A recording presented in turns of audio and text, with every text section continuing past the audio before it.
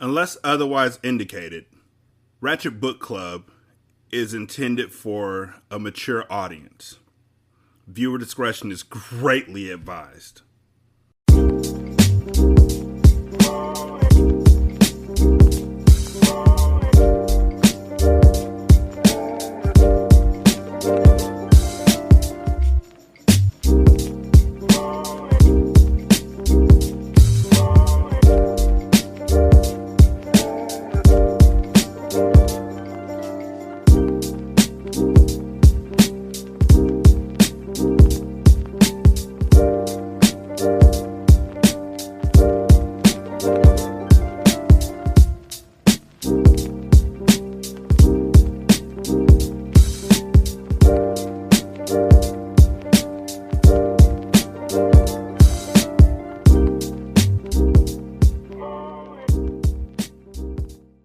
Welcome to Ratchet Book Club. Hood classics, good classics. Derek, you, books, Flyy Girl. Did y'all know that there's a song from the Boogie Boys called Flyy Girl? It's not very inventive. It was from the 80s. No rap from the 80s is that inventive. Let's be honest. Like, the further we get in time, the worse the raps from the 80s seem. I'm Hank the Bank, the ladies stank, and then black on my teeth like... No. But Flyy Girl is a song that goes, wait for it. Flyy Girl, Flyy Girl, Flyy Girl, Flyy Girl, Flyy Girl, Flyy Girl, Flyy Girl, Fly, Flyy Girl. Then they rap. I don't remember what the rap sounds like. It's probably, my name is Cool Job Hank, and I'm here to say, this is what to pay. But is that, insert your own lyrics.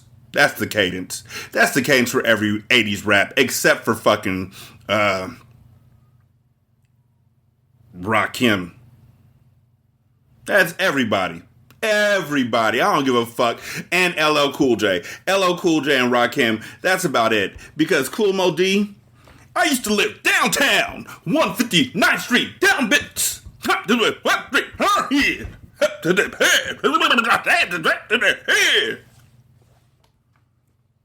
Fat Boys, all you can eat. I don't know. They would go in there and be like, give me some more food, please. Like, everybody in the 80s sounds just alike. It's a whole thing. And yes, I'm stalling. On the flip side, see them girls right there, Bruce? Said a short, round-bellied, brown-skinned boy inside of the Cheltenham Mall lobby. Going into the arcade? His taller, lighter-toned friend responded, This nigga had to have ran out of ribbon if he was typing this, and ink if he was printing it out on one of those, you know, the papers. Y'all don't know. Kids nowadays, first of all, what the fuck you doing listening to this? Second of all, I understand that the book is like a classic to some people. But y'all motherfuckers don't know the fun of having those big-ass boxes of dot matrix paper that literally had dots on the side. Like they were perforated pieces of paper on the side that you had to, like, tear off. And it was so fun to do it, like, back and forth. Being a kid was boring. I don't give a fuck what y'all say. Like, I wish I was a kid again. Nigga, why? For what? Ew. Like, I could see being 27 again. Like having the vitality of a 27-year-old where I could stay up till like 4 o'clock in the morning, 5 o'clock in the morning with no fucking effects. But why the fuck would you want to be 10 again? Why in the fuck? Who the fuck? What? What in the fuck is wrong with y'all people? Oh, I wish I was 11 again. Bitch, why? Why? What the fuck do y'all understand what you can do as an adult that you can't do as a kid? Like, seriously. Oh, I just don't want no bills. Oh, that's great. That's great. Yeah, go ahead and be 11 where you don't have shit. And your parents get to tell you what to do all the fucking time. And nobody takes you seriously. Nobody. Like, everything you say is just one big ass joke. But yeah, I wish I was 11 again. I wish I was 12 again. If you don't get the fuck out of my face, nigga, I'm going to the club. Nigga, I'ma stay up. Nigga, I'ma eat whatever I want. Nigga, I'ma buy whatever I want. Nigga, I'ma do what the fuck I want. You know why? Because I'm fucking grown. I bet y'all 11-year-olds can't steal this post. Also, 11-year-olds, y'all probably ain't even listening to this. Y'all probably watching unboxing videos of fucking Frozen characters or something. I don't fucking know. I don't get it. I don't. But yeah, the nigga had to have ran out of ink with all the colorism that he's describing. Shiny waves mopped his head, flowing to the right with the part on the left. Roundbelly said, yeah, cuz, we can get some ass from them, Bruce. They live up Wayne Avenue. I'll talk to the dark-skinned one. His friend was hesitant. Nah, cuz, I'm not talking to that other girl. Why not, man? Bruce, she look good as shit, and you a pretty boy, too. Man, you can get with her, Roundbelly assured him. Wavy Head contested, nah, cuz, I can't really deal with them type of girls. He could tell the girl was fly. She had clues of high maintenance written all over her face, hair, and body. Man, all you gotta do is talk and she'll be on you. I don't know, cuz, she like one of them material girls to me, and I ain't really thorough enough to talk to them. Roundbelly said, man, shut up, as pretty as you are. Wavy Head smiled as they went inside the arcade. They know, you know their names. It's literally Bruce and did they give the other nigga a name? Damn, that's fucked up. Bruce and Roundbelly. Okay. Roundbelly said, hey, Carmen, what's up, baby? Oh, my God, what's up, Bucky? You tell me. That's the only voice I'm doing for this whole thing. I didn't mean to. That shit slipped out. Bruce stared nervously at Tracy, who was looking at him. Yeah, this is my boy, Bruce, Bucky introduced him. Carmen said, hi, this is Tracy. How you doing? Tracy said. Bruce was too afraid to talk. He silently nodded his head. Carmen asked him, don't you go to Northeast High School? Yeah, Bruce answered, nervously. Do you know Victor Henson? He goes there. Yup, he live up y'all way, right? Bruce said, opening up. He leaned up against... I'm gonna be right back. So, Omar, you better talk to the editors over at Amazon. And you know what? Let me just... Nah, them niggas probably fucked up they shit all on their own. I'm not giving Ashley and Jaquavis that way out. But anyway, Omar, I just looked at your regular book, you know, because I have a copy of it. It's like dog-eared and old and probably tearing down the middle and yellowed in the middle and all that kind of stuff. It's, you know, it's been read a few times. It's been around the world and I bought it for $6.99 back in like a long time ago. Anyway, went to the same page I was just reading, and on that page you put Mario Brothers Donkey Kong. Okay, cool. Amazon put it as Marie Brothers. You might want to talk to somebody about that. I'm just saying, you know, you don't want niggas thinking you stupid. Like, do you? Like, I don't know. You rich, so you probably don't care if niggas think you stupid. You smart enough to write a bunch of books. You a book ass nigga, but you know, I wouldn't want people thinking I'm stupid when I know I wrote the right shit. Like, I wouldn't want people saying my shit was fucked up when I know I brushed my teeth. Nah, that was my twin brother that smelled like ass crack yesterday. Not me. Carmen responded, yeah, he do. She then looked at Tracy and smiled. Bucky told him, yeah, well, we might be coming around there to see y'all, alright? So I just want to let y'all know that we're coming. Alright, Carmen said. The two boys walked out from the arcade. Carmen asked Tracy, what you think about Bruce? He was pretty as shit, Tracy told her. I know, wasn't he? You see all them waves in his head? 2 days had passed before Bruce and Bucky pursued their plans. They found Tracy's house on Diamond Lane and ended up meeting Rahima and Jantel. Yo, what's up, Jantel? Bucky said with a grin. He seemed to know everyone. Don't that girl Tracy live here? He asked, pointing to the house next door. Jantel responded blandly, yeah? Why? Bucky frowned. Boy, you got an attitude, he commented to her. Jantel did not particularly care for him. Bucky was known to be disrespectful to girls. Yeah, whatever, she huffed. Bruce interjected, well, she probably ain't home anyway. He then smiled at his friend. Man, you always arguing with girls, cuz. Rahima had been staring the wavy-headed Bruce from the time he walked to her steps. He didn't notice it at first, but once he did, he was drawn to her like a magnet. She had the most innocent pair of eyes, and he wasn't afraid of her attractiveness. Rahima seemed soothing and down to earth as compared to Tracy. Bruce asked Jantel, "What's your friend's name?" Jantel smiled, expecting Rahima to brush him off as usual. "Why don't you ask her?" Bruce looked at Rahima and they smiled at each other, to Jantel's surprise. "My name's Rahima," she answered. "Oh my God, she likes him." Jantel assumed from Rahima's dreamy look, "Wait until I tell Tracy." "That's a different kind of name. I like that," Bruce said to her. "What's your name?" she asked. "Bruce. Are you in high school?" "Yeah." "I'm going to high school in September." He grinned at her. "Oh, you gonna be a freshman, huh?" "No shit, Sherlock. She said she going to high school in September. Nigga, I swear to y'all, y'all game is bad. Like, it's bad. And it progressed from this badness to, hey, light skin. Hey, pretty shoes. Hey, brown nose. And then when that didn't work, I would say to him, you got a fat ass mustache. Not proud of it. Bet you thought I was talking about everybody else. Talk about me. My game was weak. When I was 16, there was none. But you know what I didn't do? I didn't demote my ass to talking to girls in junior high school and being like, what grade you in? I'm an 8th grader. I'm about to go to high school. Oh, so you about to be a freshman? Nigga, can you count? Can you read, Silas? Sheesh. Rahima nodded. Yup. Bucky smirked and began strolling down the street. Yo, man, I'll be back, he told his friend. He didn't want to get in Bruce's way, and he was obviously taken by the girl. Bruce said, aight, and then sat on the steps to continue talking to Rahima. Jantel then decided to leave the two lovebirds alone herself. Well, when you see Tracy, just tell her I'll call her up tonight, she said with a smile. Dag, everybody talking to somebody but me. Maybe I should give that boy Damon that runs for the Philadelphia Express a chance. He likes me, and he's kind of cute, she told herself as she walked off. Bruce asked Rahima, so, you got a boyfriend, pretty? He felt much more confident with her than he did with Tracy. Rahima was definitely more his speed. No, Rahima said, staring into his eyes. Bruce leveled with her from Jump Street, or, in other words, from the beginning of things.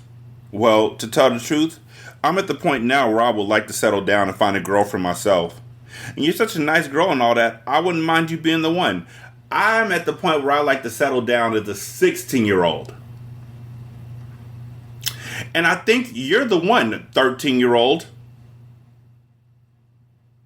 Rahima blushed. Well, I don't know if I'm ready for a boyfriend yet. Yeah, because you're 13. Yeah, well, I can understand that. We just met each other, so we'll just be friends for a while until we find out how much we like talking to each other. Bruce left once his friend Bucky came back. Talking to Rahima had been relaxing to him. Bucky said, Hey, Bruce, don't talk to that girl, cuz. They headed down Chelton Avenue, back home towards Chew. Why not? Bruce asked. That babe ain't fucking, man. Oh, I know that. How you know? Cuz, I could look in her eyes and tell. That's gonna be my girl, man, Bruce announced. Bucky laughed. I'm telling you, cuz, leave that nut bitch alone. You crazy. I ain't hardly trying to let her go, Bruce snapped. See, man, that's all I want is a pretty girl who I like. I don't need them fly hip-hop girls. Bucky responded, shaking his head. Alright then.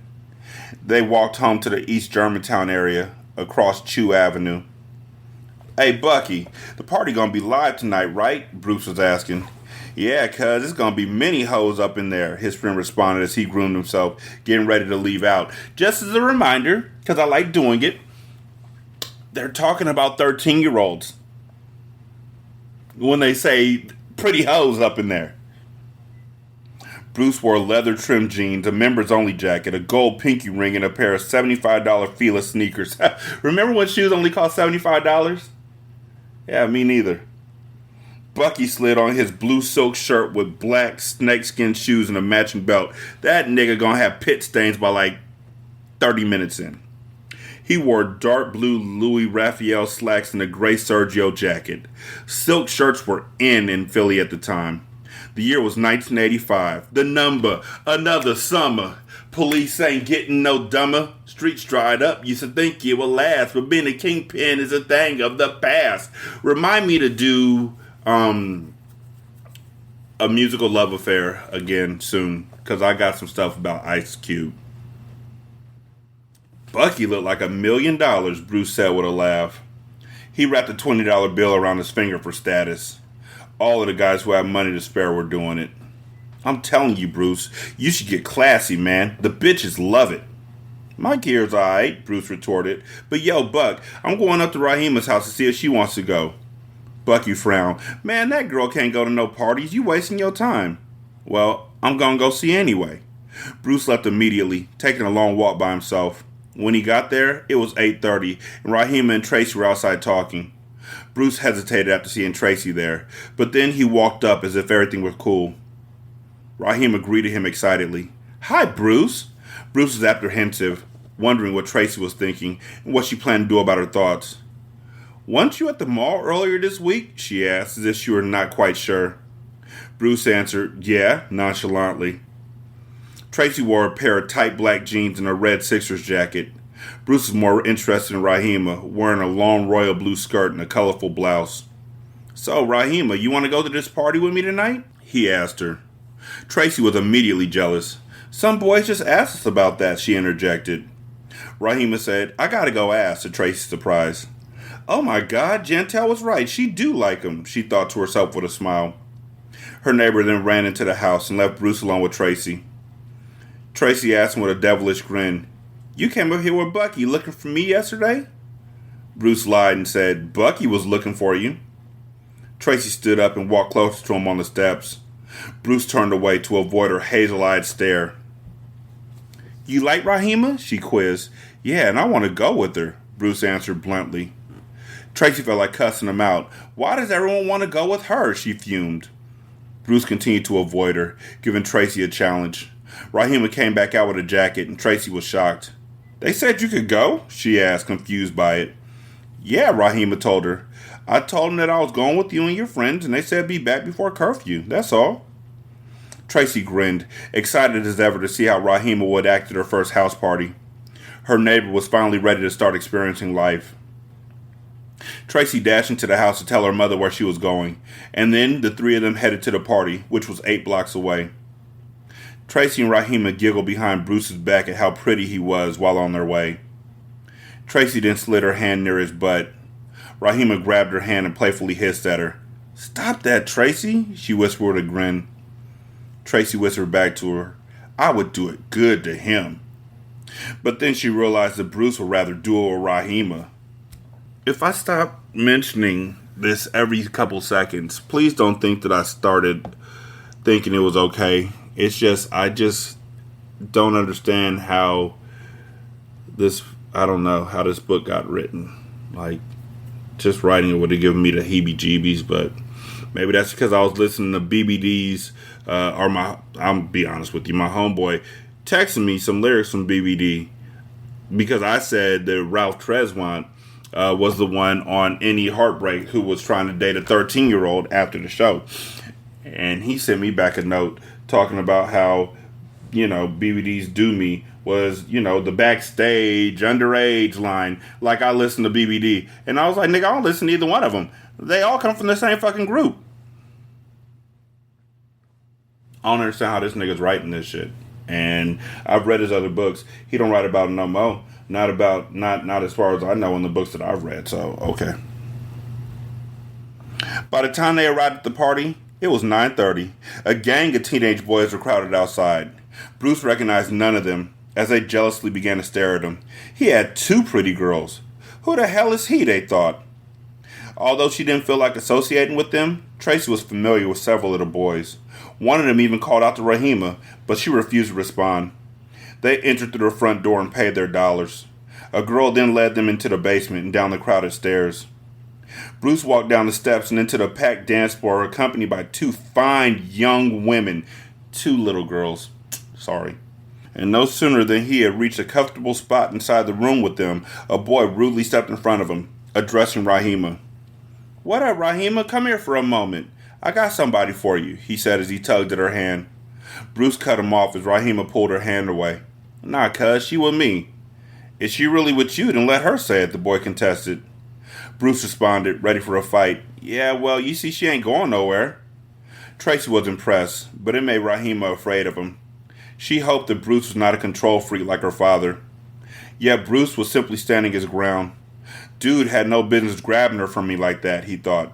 Who the hell he think he is? The boy walked away to join a group of his friends, and Bruce began to fear for his safety. He wondered where Bucky was. After his nerves calmed, Bruce helped Rahima from the wall to dance with him. The DJ played Angel by Anita Baker. It's a good song. My angel. Ooh, but, recently she went on social media for the first time, I think, in her entire fucking life and left a note about Babyface that had like 16 too many commas. Y'all don't care about that. This is the evergreen. Bruce and Rahima caressed each other as Tracy watched them enviously. She was then appalled, noticing Victor kissing another girl. Tracy was horrendously jealous. Her heart burned inside of her chest with rage. Victor had not given her a treat in 3 weeks. Tracy counted the days. I want to go home, she snapped at Bruce and Rahima. They were dancing as if they were married. Bruce said, alright, just wait till after this song. It didn't take much for Bruce to grow hard on, and he wanted to stay close to Rahima to get his thrills. I want to go home, Tracy repeated. Bruce looked at her with an evil eye. Come on now, we gonna roll, but just as soon as this dance is over. He regained his stance with Rahima. Tracy glared at him. No, boy! I want to go home, now! She roared like a baby. Teenager glanced at her. She hastily began moving through the crowd and towards the stairs. Bruce followed with Rahima, hating Tracy. She acted like a big kid. The thug types tried to entice her with a conversation as soon as they walked outside. They were the guys no one wanted inside the party. Hey, come here for a minute, Tracy, one of them called. Tracy already had an attitude. No! She screamed at him. He looked at his friends and frowned as they laughed at him. What the hell's her problem? He asked. Bruce and Rahima held hands, pacing behind her. Tracy looked back to Bruce and decided to pick with him. She had nothing better to do, and she knew he was pissed. Tracy had ruined his heart-on. You mad at me, Brucey? She said, giggling. Bruce smiled at her humor with no comment. This girl's a damn kid, he told himself, but she sure is attractive, he could not help thinking. Tracy carried herself with a lot of passion. Are you going to walk us back home? Rahima asked him. Nah, 'cause that's out of my way. Well, what's your phone number so I can call you? Bruce gave it to Rahima aloud. Tracy overheard it as they headed on their way back up a well-lighted Chelton Avenue. It was only 10:30. Bruce then stepped to Bucky's house and waited out on the steps. Bruce! A girl yelled from her patio across the street. She ran over to the steps with him, looked into his scar-free, chestnut-colored face, and began to shake her head. Bruce asked, What you do that for? I was looking for you all night because my mom had left. Oh, for real? He asked, disappointed that he had missed out on the opportunity. Yep, but nobody knew where you was, she told him. His friend Bucky knew, but he couldn't tell her. Damn, Bruce exclaimed. Well, when's she going out again? I don't know, but you blew it tonight. The girl scrambled back to the house her mother called her. Bruce continued to sit and wait on Bucky's steps, feeling idiotic. Hey, dummy, Bucky said. His words seemed to drop out the sky as Bruce was caught daydreaming. I just came from getting some ass. But what'd you do, lover boy? His friend asked with a laugh. Bruce answered glumly. Nothing, man. I went to that party with Rahima and Tracy messed everything up. Stupid ass girl. Bucky joined him on the steps. Jackie was looking for you, he said. Yeah, I know. She just told me. Bucky shook his head. You hard-headed, man. That's why you never gonna get no ass. Now, Bruce, if you would stay with me, you would have gotten with Jackie tonight. And we could have gotten with them other babes next week. Bucky shook his head and smiled. So, did you get her number, Bruce? Bruce shook his own head. Nah, she can't have phone calls, so I gave her mine. She can't have phone calls? Bucky asked, not believing what he was hearing. Get the fuck out of here. See, man, you going out like a nut again, Bruce, just like you always do. That Sunday morning, Bruce watched baseball while thinking about the chance he had missed out on with girls. He could not seem to catch any lucky bounces. He shook his head and refused to answer the phone when it rang. He didn't care if it was for him. He felt miserable and wanted to be left alone. Everyone else seemed to be having sex but him. Bruce, the telephone, his mother called from upstairs. Who is it? Some weird name like Raha or something. Bruce jumped on the phone. Hello? Hi, Bruce. What you doing? She quickly asked him. She seemed to be in a hurry. Nothing. I didn't think you was going to call this early. Bruce looked at the time on the VCR clock under the television stand. It was 1:15. So for all y'all out there, a television stand, we used to have TVs that literally weighed like 100 pounds, 200 pounds. We had TVs that were so heavy that when they broke, you just put a blanket over that motherfucker and called it the television stand and put another television on top of that television. Nigga, we had a television that was so heavy that when we moved out of a house once, my dad was like, fuck that TV, and we left it behind for the next people to have to deal with. The televisions were big, bulky boxes of just, ugh. And I'm so glad we are where we are now, with these skinny motherfuckers that weigh like 50 pounds tops. And a VCR, well, fuck you guys. You don't even need to know that shit. Y'all got Netflix and everything now. You don't know the struggle of setting a timer on your VCR to be able to record something because you're going out. That never worked. And you don't know the struggle of niggas taping over your shit. I know, but I have something to tell you. What? He asked. My parents went to church, and I want to know if you come over. Bruce got excited. His belt tightened below the zipper. He asked her hysterically, like, what time? Right now. Right now, he repeated to make sure he wasn't hearing things. Yeah, she confirmed. All right, then. I'll be up in like 20 minutes. Bruce tossed some clothing on and ran all the way up Chelton Avenue. It was a 12-block jog. He got to her corner and slowed down to gather his breath with his pants wet from expectations. He knocked on Rahima's door, and no one answered, so he tried again. Tracy walked out of her house, laughing. What are you doing up here, she asked. None of your business, he snapped at her. Well, Rahima ain't home. Where'd she go? To church, with her parents. Bruce felt like a numbskull. He was confused about the phone call. Do you have my phone number? He asked Tracy quizzically. Tracy said, no, you didn't give it to me. Bruce shrugged and started to walk away, still bewildered. Well, tell her I was up here. Nigga, can you not recognize how the voices sound on the phone? I mean, if you're wanting to date Rahima, wouldn't you know what her voice sound like by then? Like, if somebody gets on the phone and tries to sound like me, they probably can't do it. When my wife tried to have my voice, it don't work. When my brother tried to have my voice, it don't work. So you should be able to recognize when Tracy is literally calling you using Rahima's voice. Oh, you can't sit and talk to me? Tracy responded. She was wearing a pair of tight blue jeans and a red tennis shirt while standing inside of her screen door. Bruce looked at her cracked open door and wondered. He already had another heart on. He felt desperate to get some. He grinned, walked back and said, Who's home at your house? Nobody, Tracy lied, grinning back at him. Patty and Jason were both home. Tracy just wanted to see what Bruce would say to her. Bruce thought about it, no longer caring about the consequences. Can I come in? I can't have company when nobody's home. All right then, fuck it, Bruce huffed, heading back on his way home. He sprinted back down the street, disappointed again. Tracy laughed and walked inside. He's funny, she thought to herself. I'm going to have some good fun with him. He should have never tried to talk to Raheem instead of me. But you didn't talk to him. And why do you even care? Like, I don't know 13-year-olds that are this fucking petty. Maybe it's another world. But even when I was 13, I wasn't this fucking petty. And I didn't know anybody who was this fucking petty. This girl is literally not psychotic. She's sociopathic about her shit. And it's not a good thing. It's not cute. Patty took her son and daughter shopping Monday evening after work. And ain't she still, like, pining for Victor? She bought Tracy some new fads in fashion. Tracy had been saving up for a pair of Guess glasses and a gold herringbone chain. And with the combined money that her father had given her, and with Patty pitching in for the balance, Tracy got what she wanted, plus some. The school season was rolling back around soon, so sales were plentiful. Patty bought her children new coats for the winter, and a few new pairs of winter shoes.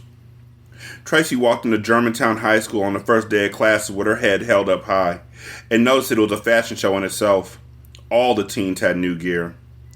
The older boys of G-Town came off to her with conceited attitudes. They knew she was a freshman. Good, thank God y'all just leaving her ass alone. Like, ugh. Nevertheless, Tracy was confident that she would quickly rise to the cream of the crop at her new school. She considered herself too fly not to. She arrived home that first afternoon and stumbled across Bruce and Bucky, who were out talking to Rahima. Tracy looked at Bruce and smiled. Bruce then frowned at her as his friend Bucky took a peek at her attention getting behind. He shook his head, enjoying the view and realizing that his partner was making his usual mistakes. I would have never chosen Rahima over Tracy, he reflected. Tracy said, "Hi, Ra-Ra." "Hi, Tracy," her neighbor perked. Rahima seemed to be in a good mood again. She had been much more pleasant since meeting Bruce. Tracy greeted her and proceeded to stare at her neighbor's new friend. Really? Rahima don't see this? Like, is she that new to the game? Like, is she that weak? She don't recognize you're literally staring at her boyfriend like open eye, just, Bitch, quit looking at my man. Bruce turned his head. Bucky smirked at him, wishing that his friend would take his advice for a change. Tracy decided to go inside the house and get ready to pick up her brother from the daycare. Bucky then took another walk. Bruce asked Rahima, "So, what are we gonna do?" "I have to think about it, Bruce." "Look, I'm not leaving here without a girlfriend," he pressed her. Huh? What? Rahima had been avoiding giving him an answer for weeks. Bruce could tell that she still wasn't ready to have a boyfriend, but he liked her too much to let it go. A group of 3 boys approached him from up the street and started to misdirect Rahima's attention, which was aggravating to Bruce. He had important business to take care of. "Who is this right here, Ra-Ra? Is this your boyfriend?" one of the boys asked. Another guy commented to her boldly, "Hey, Rahima, when you gonna come and see me?" The 3 of them were relatively all the same size and age as Bruce, trying to scare him off. "Why should we let this new guy come around here and get with Rahima when she wouldn't talk to any of us?" they pondered to themselves. One boy looked away, realizing that Bruce was not intimidated by them. One asked Bruce, "Is this your girl, cuz?" Bruce lied as he smiled to lighten up the tension between them. "Yeah, man." Rahima snapped, "I didn't tell you yes." "Alright then, forget it," Bruce said angrily. Rahima continued to reprimand him. "I don't even know why you even said that." "Because I wanted to," he flared up at her. "Look, just forget it, okay?" Tracy listened in from her doorway and giggled. The boys saw that Bruce was not to be played with and headed back on their merry way into the streets. Rahima was still upset about it after they had left. You didn't have to tell them that. She felt mistreated. The last thing in the world she was going to stand for was some boy trying to make her decisions for her. Okay, so Rahima, they wrote her like really on the complete other side of the spectrum from Tracy, and it's just as problematic as Tracy is, to be honest with you. Like, yeah, no, okay, cool. You don't want a boyfriend because your dad's abusive. Okay, I understand that wholeheartedly. But this?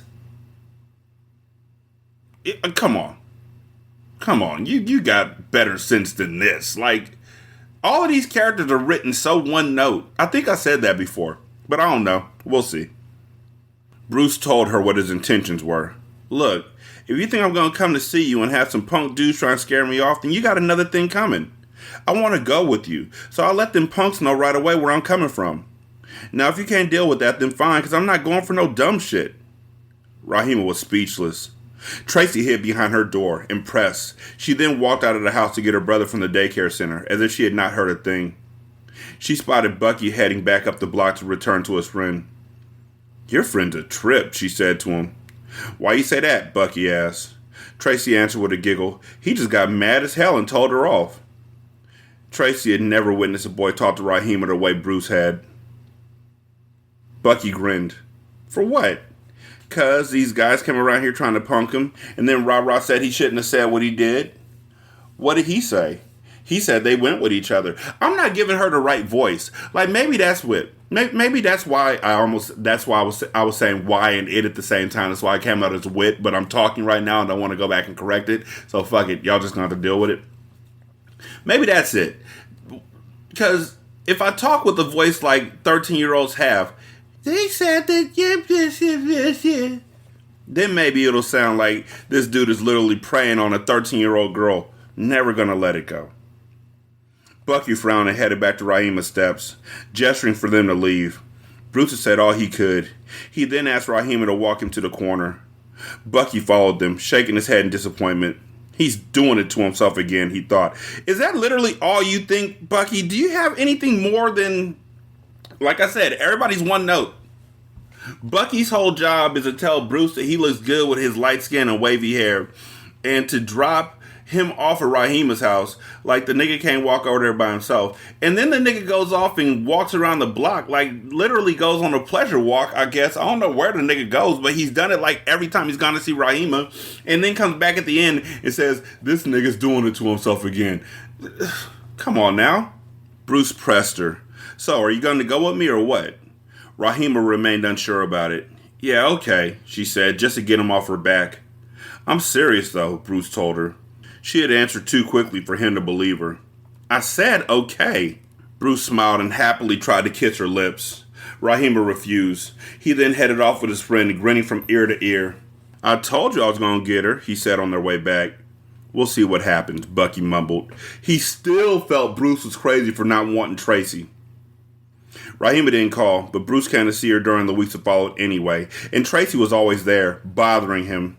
She decided not to tell Rahima that Bruce had tried to come on to her. She would use it instead as a last resort weapon against him. Bruce had a one-track mind when it came to Rahima. Nothing turned him away from her, kiss or no kiss. Bucky called him stupid, though. His friend Bruce seemed to be the only one in the relationship. He would only see Rahima on Fridays and Saturdays, with no phone calls in between. And after a while, Bruce slowly began to lose interest. It was late October on a Friday night, and a party was happening around the corner from Diamond Lane. Bruce went to see if Rahima wanted to go, and she refused. Bucky then called him another dummy. Hey, Bruce, come here for a minute, man, he called, while out in front of Rahima's steps. Bruce walked over to him reluctantly. Bucky whispered, Man, for the last time, leave that nut bitch alone. You wasting your time with her, man. Tracy and Carmen walked out of Tracy's house, getting ready to head to the party themselves. She and Carmen had become better friends, since Jantel was reluctant to do some of the things and go to some of the places that Tracy was becoming interested in. Tracy and Rahima, on the other hand, were no longer friends. They were beginning to despise each other, and Tracy was still jealous of her neighbor. Bruce, come here for a minute, Rahima said as soon as she noticed Tracy leaving out. Bruce left Bucky and walked back over to her. Rahima then whispered, Put your arms around me and make her jealous. Bruce did everything she said. Tracy hated them both for it, and Bucky couldn't stop shaking his head. His buddy was a damn fool. Thanks, Bruce, Rahima told him after Tracy and Carmen had passed by. Oh, so I can't get a real hug and a kiss, huh? Bruce asked, feeling cheated. Yeah, but I don't feel like it right now, Rahima said with a smile. Her relationship with Bruce was becoming one based more on entertainment than on feelings. She walked back to her steps and patted a spot for him to sit down next to her. And when Bruce followed her, his friend Bucky was fed up. Hey, Bruce, I'm going to the party, he announced. Bruce responded gleefully. I'll be around. Bucky frowned at him, wanting to tell them both off. He held his tongue instead. Well, I guess this dickhead will learn one day, he thought to himself of his friend. Bruce arrived at the party late and snuck inside the back door to find Bucky observing the crowds. Hey, yo, man, I snuck in, he told his friend. Bucky responded, chuckling. Yeah, I didn't pay either, 'cause I know the bitch. He obviously had little respect for women. Moving through the crowd inside of the packed basement, Tracy bumped into Bruce on purpose. Bruce turned and noticed her. I'm about to punch that girl in her head, man, he said in a low tone. Bucky laughed. His rough demeanor was slowly but surely beginning to rub off on Bruce. They had been close friends for a little more than a year. You want to dance? Bruce turned to ask a cute, brown-skinned girl with long hair and long eyelashes. She was a beauty, with a face fit for the cover of Youth magazine. I don't care, she answered him, smiling like she liked him. What's your name? She asked as their bodies met. Bruce? You live around here? Nah, I live down the hill. Oh, well, what are you doing after the party? I don't know. Why? Bruce asked, hoping for sex. I'm going to my girlfriend's house afterwards, and her mom's in Atlantic City, so we're looking for something to do. Bruce smiled, not believing his ears. It must have been his lucky night. He was already glad he had decided to come to the party instead of sitting out with Rahima on her steps all night. Oh, so you want me to come with you? He asked the girl. Yeah, if you want to, she said, still staring. Oh, my name is Stacy. Stacy, Tracy, Lacey. Bruce took her to the wall. He was getting rock hard under his jeans. I might have a chance to finally get some ass, he told himself. What do you mean, finally? Wasn't the girl across the street, like, weren't y'all intimate? And then she was like, I was trying to come and get you because my mom was gone so you could get some more, and you weren't there, and bloop bloop. I'm not doing blah blah blah anymore. I'm doing bloop bloop till I forget. A voice slipped into his ear from behind. Yo, what's up, Bruce? Bruce turned and spotted Victor Henson, who was attempting to press a girl up against the wall himself. It was a sign of the time for teenagers to get what they called exotic at parties. Bruce shook Victor's gold ring black hand and smiled. Stacy then spoke to his attractive dance partner. Marcia, what time we leaving? Marcia responded, referring to Stacy and Bruce. Whenever y'all ready. Stacy's girlfriend was as good looking as she was. Birds of a feather flock together, Bruce told himself with a grin. Smiling with shiny white teeth, Victor said, Bruce, we're going to their crib. Bruce was well informed about Victor's reputation. He definitely felt he would score if Victor was with him. Victor Henson was the man. Interjecting, Tracy's girlfriend Carmen howled, Hey Stacy, don't talk to him. He got a girlfriend. Bruce turned to his left nervously, thinking that he had been busted. Tracy was laughing in the background. Victor pushed Carmen away and said, Don't believe that shit, Stacy. Bruce is my cousin. She just mad because he didn't want to talk to her. Bruce was impressed with Victor's quick tongue. He was like lightning with his game, and his reputation was well deserved. Oh, I wasn't worried about that, Stacy responded. Hey, Bruce, come here, Jantel said, tapping him on the shoulder. She whispered, Rahima wants to see you, while giving Stacy an evil eye. She and Rahima had become good friends since Tracy was hanging out more with Carmen. Bruce frowned. For what? Because she wants to see you, Jantel said as though it was obvious. But I was just with her, Bruce whined, not wanting to leave the party. All right, then. I'll just tell you we're busy, Jantel warned. Bruce sighed and looked back at Stacy. Hey, I'll be right back, all right? He told her. Okay, Stacy said loyally. Bruce moved through the crowds as Tracy kept an eye on his every move. What'd you say to him? She asked her estranged girlfriend, Jantel. I told him that Rahima wanted to see him, Jantel told her. She does? Yeah. Tracy then thought about their friendship. Do you still like her? She asked of Rahima with a grimace. Yes, I do, Tracy, Jantel huffed. Do you still like Carmen? She asked back. Tracy sucked on her teeth and was speechless. Jantel then walked off to do her own thing, since Tracy had new interests. From out of nowhere, Bucky grabbed Bruce's arm before he made it to the back door. Where are you going, man? I'll be right back, cuz. Bucky scowled at him. Man, don't... He didn't stop himself in mid-sentence, realizing that he'll be wasting his breath. Fuck it, he said to his friend scornfully. You're gonna do what you want to do anyway. Where the fuck did Bucky come from? This nigga wasn't there for none of the conversation, but suddenly just hopped up on his shoulder. Look, I got a show called Sin and Solace, and I'm gonna spoil something because y'all should listen to it anyway. It's really fucking good. But it's about an assassin. No, you know what? I'm not gonna do that. I'm gonna tell you about a show named Afro Samurai. Afro Samurai has a nigga named Ninja that goes with him everywhere he goes. But it turns out Ninja ain't real. He's a figment of Afro Samurai's imagination. A nigga from the past. Ninja ain't really there. I don't think Bucky's really there. I mean, yeah, Carmen talked to him. But Bucky in this book ain't really nothing more than Bruce's devil on his shoulder. This is awful. Bruce left the party and walked back around a diamond lane, where he found Rahima waiting for him on her steps. He sat down next to her, began to talk, and quickly forgot all about the party. When Rahima was ready to go back inside, he tried to kiss her once more before they said their goodbyes, only to have her turn him down again. By that time, it was after 11 o'clock. Bruce darted back to the party. Tracy smirked at Bruce's arrival. That's why they left you, she said, teasing. Bruce ignored her. Where'd Vic and them girls go? He asked Bucky. Oh, they was looking for you, but you had left. How come you didn't tell them where I was? Bucky grimaced. Man, you ain't tell me where you were going. Bruce ran from the party to find out where Victor and the girls had gone. Block after block, he desperately gave people their descriptions, and no one seemed to know where they were. Bruce was pressed for sex. He walked home. brokenhearted again and pissed at his brainless decisions.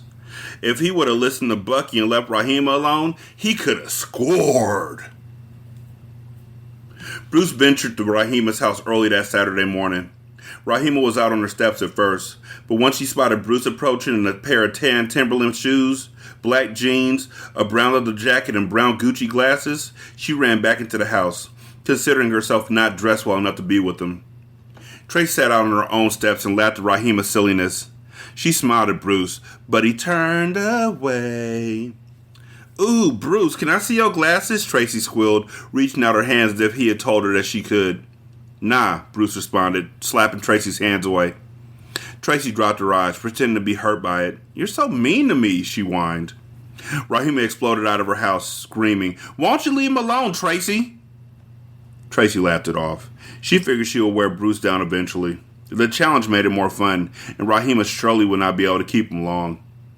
Every boy had his needs, and Rahima was not willing to meet any of them. Tracy went in and got her brother. She then took Jason for a walk to the corner to get away from her neighbor and her handsome but pitiful boyfriend. Bruce got bold and walked up to Rahima's door, suspecting that no one was home. He knew what kind of cars her parents drove, and neither of them were parked out front of the house. "Who's home, Rahima?" "Nobody," she told him, happy to be home alone. Bruce opened the door to walk in, and Rahima slammed his hand to stop him. "You can't come in my house, boy. I don't know what your problem is," she yelled at him. Bruce embarrassingly laughed it off. "Your pop must really got you uptight, huh?" "No, I just don't want you in my house, that's all." Bruce felt like a nitwit. Rahima had pulled his last straw, and he had no energy left to deal with her. He needed an excuse to get away. "Well, I gotta go shopping with my mom today," he lied to her while backing down the steps. "I'll see you." "Leave if you want to, boy. I don't care," Rahima hissed at him. "Now, why you gotta get like that, Rahima?" Bruce pleaded to her.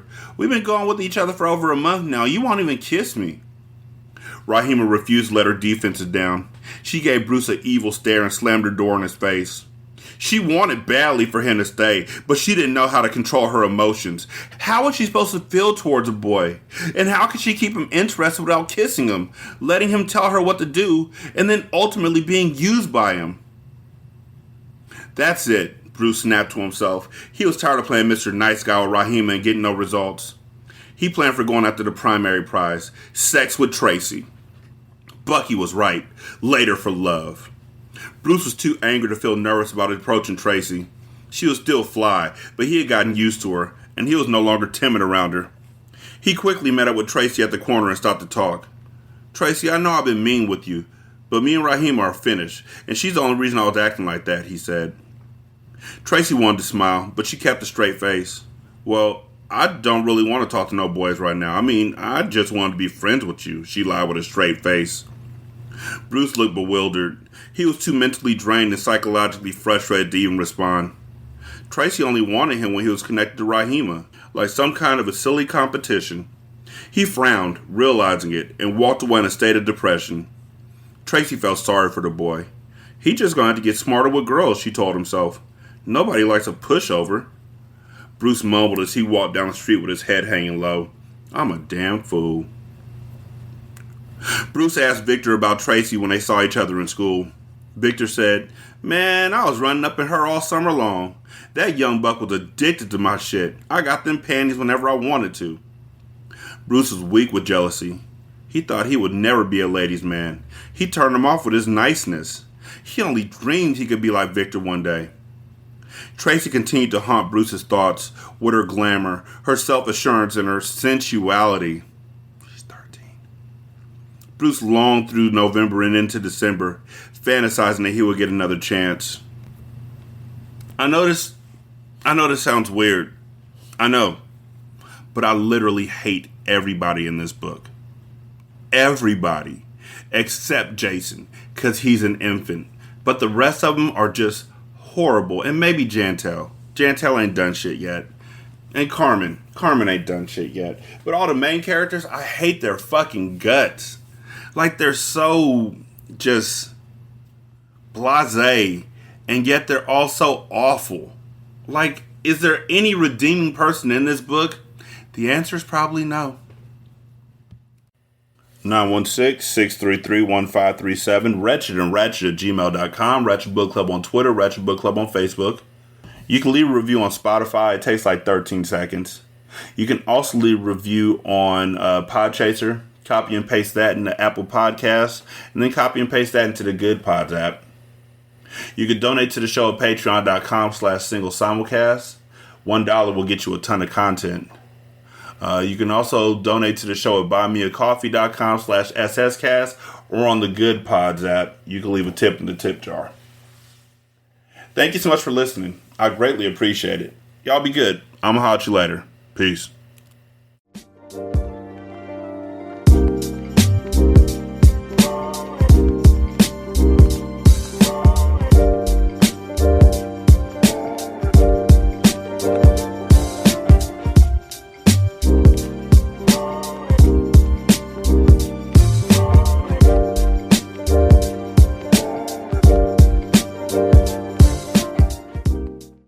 The intro and outro to Ratchet Book Club is by That Kid Garan, and it's called Goodbyes. You can email him at tkgbeats94@gmail.com for more information on how to lease this beat. This is Single Simulcast. Don't know by now, did you slip?